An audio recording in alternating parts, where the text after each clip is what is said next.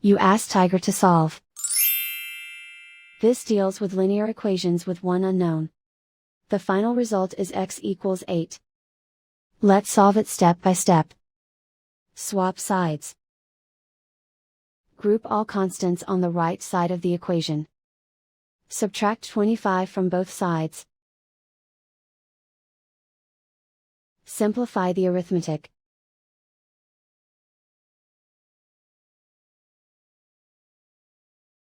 Isolate the x. Divide both sides by 8. Simplify the fraction. Find the greatest common factor of the numerator and denominator. Factor out and cancel the greatest common factor. And so the final result is x equals 8.